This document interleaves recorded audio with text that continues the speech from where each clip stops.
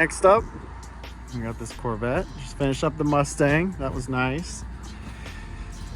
This one, we're gonna have to put some time in on the prep side.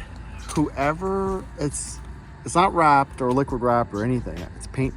So, yeah.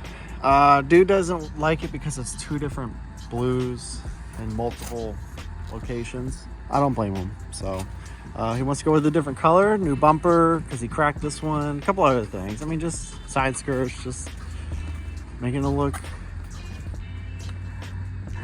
better. I have no words, man.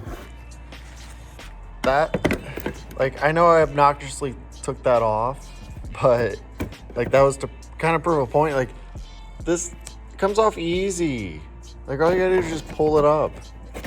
Not that I'm saying I'm a pro, but dude. So they kind of taped it, but didn't at this. I don't know how.